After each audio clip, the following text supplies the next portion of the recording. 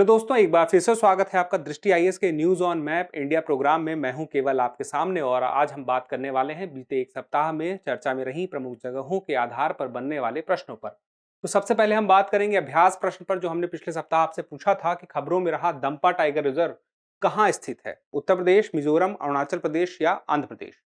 तो यह जो है मिजोरम में स्थित है और मिजोरम देखिए कहां पर है, तो भारत के नक्शे पर यहां पर आपको मिजोरम दिखेगा और यहीं पे है दंपा टाइगर रिजर्व, या इसी को डंपा बोलते हैं और दंपा दोनों बोलते हैं।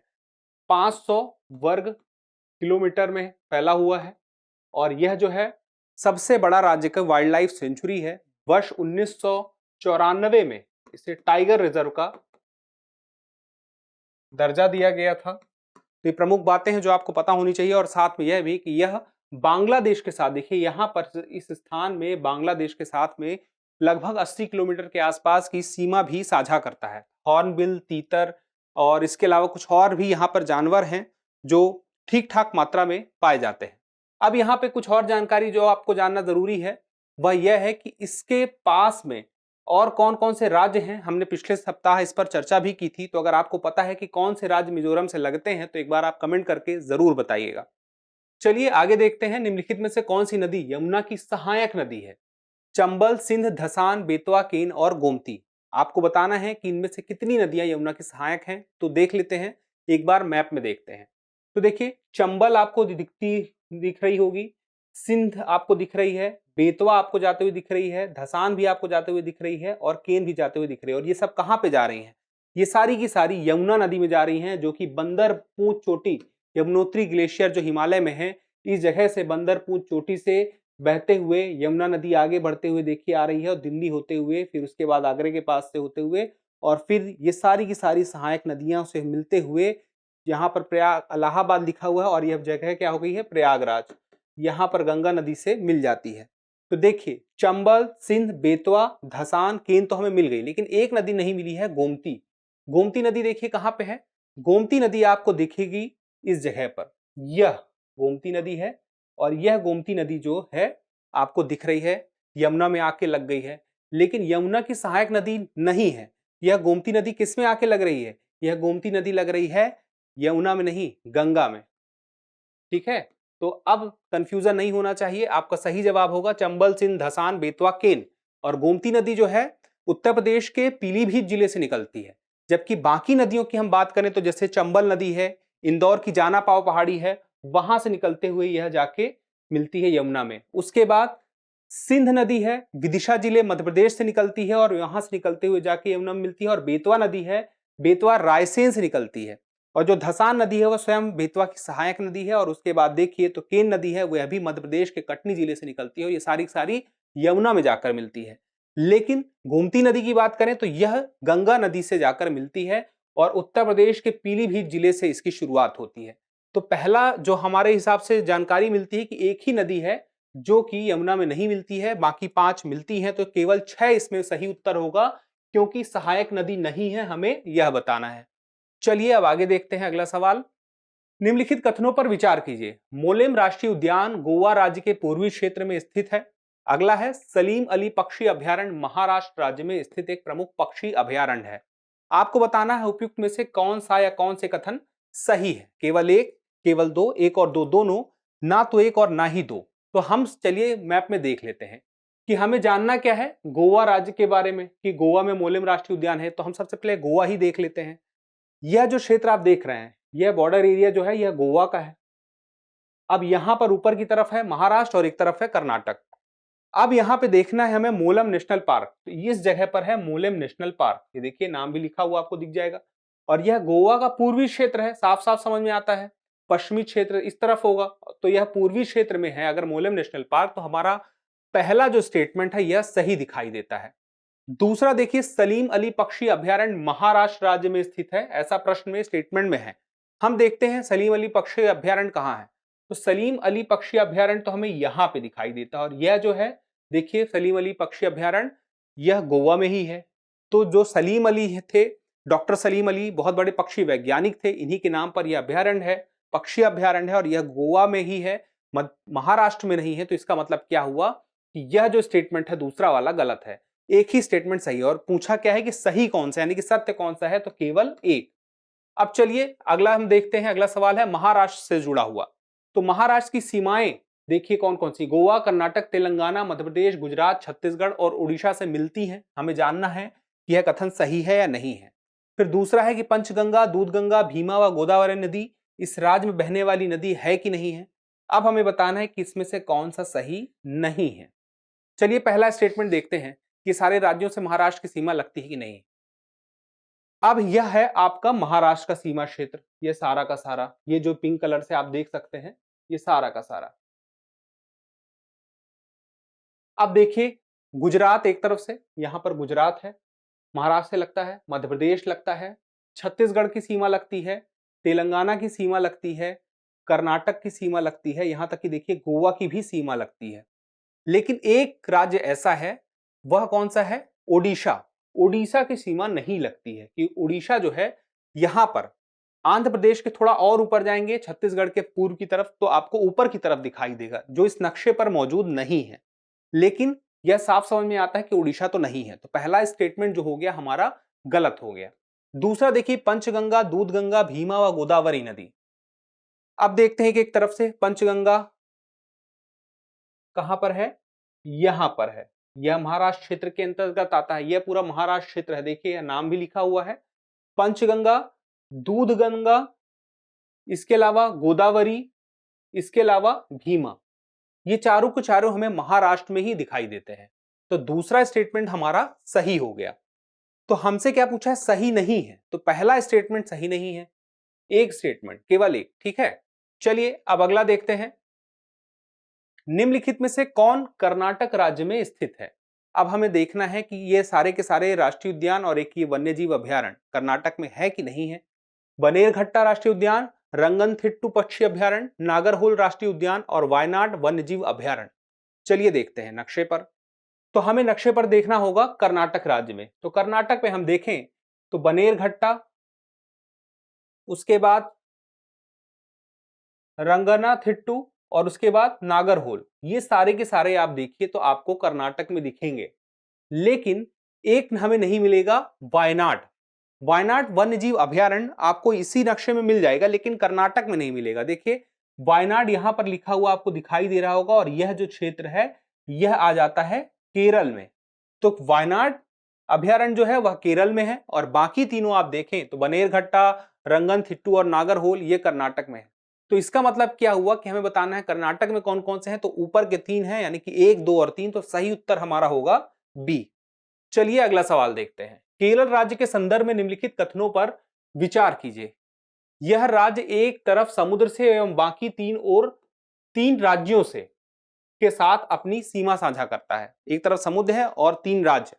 दूसरा स्टेटमेंट है अन्नामलाई कार्डमम पहाड़ियां केरल व तमिलनाडु राज्य की सीमा पर स्थित हैं।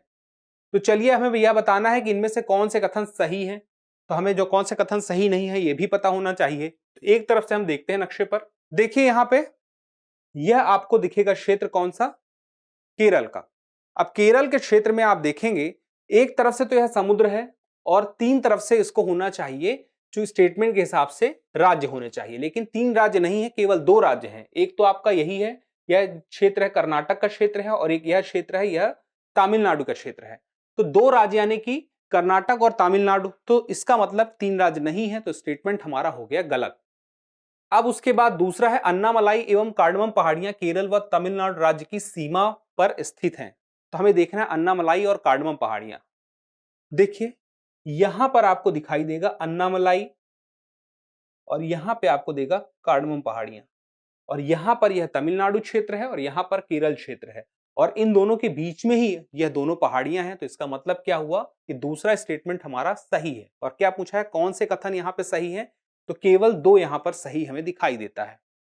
चलिए अब आगे देखते हैं, पोबितोरा वन्यजीव अभयारण्य के संदर्भ में निम्नलिखित कथनों पर विचार कीजिए। यह असम राज्य में स्थित है।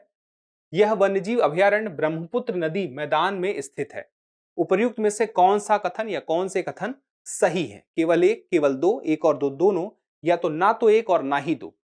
अब हमें सबसे पहले तो यही जानना है कि पोबितोरा असम में है कि नहीं है। चलिए देखते हैं नक्शे में। तो यह जो क्षेत्र आपको व्हाइट कलर से एक बॉर्डर दिखाई दे रहा है, यह सारा का सारा असम का क्षेत्र है। अब इस असम के क्षेत्र में आप देखेंगे बीच में एक जगह है, यह है पोबितोरा वाइल्ड लाइफ सेंचुरी। इसका मतलब क्या हुआ कि यह असम में है पोबितोरा वाइल्ड लाइफ सेंचुरी। पहला हमारा सही। अब चलिए देखते हैं दूसरा, वन्यजीव अभयारण्य ब्रह्मपुत्र नदी मैदान में स्थित है कि नहीं है। अब यह जो व्हाइट कलर से आप देख रहे हैं, हल्का सफेद रंग से आगे बढ़ती हुई रेखा दिख रही है, यह ब्रह्मपुत्र नदी है और उसी के आसपास का क्षेत्र है ब्रह्मपुत्र नदी का मैदान। और यह आगे बढ़ते बढ़ते देखिए फिर यह बांग्लादेश से होते हुए समुद्र में पहुंचती है। तो आप देखेंगे कि यह जब व्हाइट वाली रेखा यानी कि ब्रह्मपुत्र नदी पहुंचती है यहाँ पे, तो पिबतौरा के बगल में दिख रही है। इसका मतलब कि आसपास का जो मैदानी क्षेत्र है, यहीं पे पिबतौरा वाइल्ड लाइफ सेंचुरी साफ साफ समझ में आती है कि है। तो दूसरा स्टेटमेंट हमारा सही हो गया।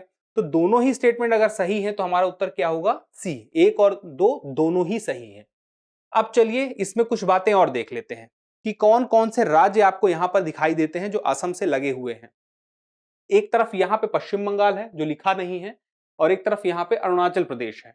उसके अलावा देखिए नागालैंड है, मणिपुर है, मिजोरम है, त्रिपुरा है, ये सारे के सारे, और साथ में यहाँ पे देखिए मेघालय भी है। ये सारे के सारे असम के साथ सीमा साझा करते हैं। उसके अलावा आप देखेंगे तो आपको भूटान और बांग्लादेश भी दिखाई देगा। अब सवाल में हमने देखा था यह पोबितोरा वन्यजीव अभयारण्य एक सींग वाले गैंडों के लिए बहुत प्रसिद्ध है। और खास बात यह है कि यहां पर एक सींग वाले गैंडों का घनत्व जो काजीरंगा नेशनल पार्क है वहां से भी ज्यादा है। हालांकि संख्या वहां पर ज्यादा है लेकिन घनत्व के मामले में यह ज्यादा है, इसलिए इसे मिनी काजीरंगा भी कहा जाता है। तो इसके बारे में मुख्य बात यही है कि यहां पर एक सींग वाले गैंडे आपको पर्याप्त संख्या में देखने को मिलेंगे। उसके अलावा देखते हैं यहां पर 7 असम में नेशनल पार्क हैं। वो कौन कौन से हैं हम देख लेते हैं। एक है डिब्रू साइखोवा, दूसरा है दिहिंग पटकाई, तीसरा है काजीरंगा, चौथा है नामेरी, फिर ओरांग, फिर उसके बाद मानस, फिर उसके बाद रायमोना। ये सातों नेशनल पार्क हैं। लेकिन यहाँ पे जो हमने पोबितोरा था यह वाइल्ड लाइफ सेंचुरी था, तो यह अंतर दोनों का पता होना चाहिए। चलिए अब आगे देखते हैं। अगला सवाल है निम्नलिखित में से कौन ब्रह्मपुत्र की सहायक नदी है।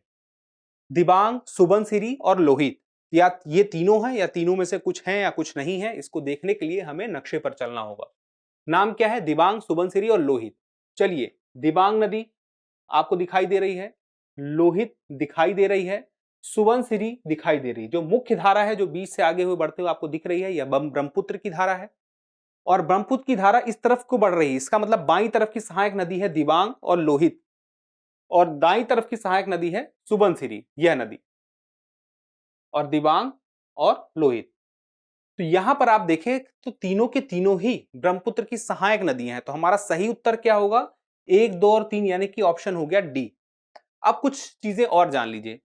यह जो ब्रह्मपुत्र नदी है अरुणाचल प्रदेश में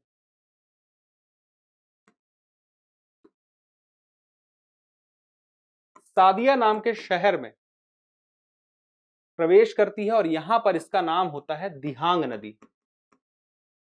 और यह दिहांग नदी आगे चलकर ही पूरे भारत में मुख्य रूप से ब्रह्मपुत्र नदी के रूप में जानी जाती है। लेकिन यह आती कहां से है, इसको जरा देख लेते हैं। यह आती है आपके दक्षिण पश्चिम तिब्बत में है, क्षेत्र है चेमयांगडुंग। चेमयांगडुंग ग्लेशियर है, और वहां पर तिब्बत में इसका नाम क्या है, यारलंग सांगपो।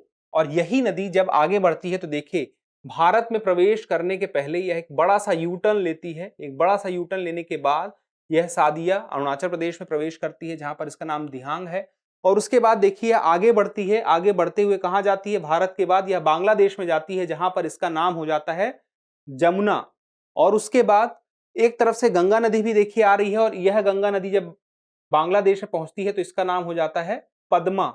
और यही दोनों नदियां जब आगे आपस में मिलती हैं तो उनका नाम क्या हो जाता है, मेघना। और उसके बाद सबसे बड़ा डेल्टा सुंदरवन डेल्टा का निर्माण इनके द्वारा होता है। तो मुख्य बात यही है कि यही जो ब्रह्मपुत्र नदी है यह आगे चल के किस प्रकार से नाम बदलती है, किस राज्य से में प्रवेश करती है, शुरुआत में इसका नाम क्या होता है, इसके अलावा इसकी कितनी लंबाई है। तो लंबाई की बात करें तो कुल इसकी लंबाई है, इसका मार्ग की लंबाई है 2900 किलोमीटर। भारत के संदर्भ में बात करें तो 916 किलोमीटर की इसकी लंबाई है। तो आपको पता होना चाहिए यह कहां से शुरू हुई, कहां से प्रवेश की, कैसे आगे बढ़ती गई और उसके बाद कहां पहुंचती है। चलिए इसी के साथ अब आगे बढ़ते हैं और देखते हैं कि इसका जो जवाब था वह तो हमें मिल गया था। अगला सवाल क्या है, अभ्यास प्रश्न। तो निम्नलिखित कथनों पर विचार कीजिए। भारत में हिमालय केवल 5 राज्यों में फैला हुआ है। पश्चिमी घाट केवल 5 राज्यों में फैला हुआ है। पुलकित झील केवल 2 राज्यों में फैली हुई है। आपको बताना है कि उपयुक्त में से कौन से कथन सही है। एक, केवल 1 और 2, केवल 3, केवल 2 और 3, केवल 1 और 3। आप अपना जवाब कमेंट बॉक्स में देना ना भूलिएगा। आप कमेंट करते हैं तो हमें और बेहतर करने की प्रेरणा मिलती है। जल्दी मिलते हैं अगले एपिसोड में, तब तक के लिए स्वस्थ रहें, मस्त रहें और पढ़ते रहें। धन्यवाद।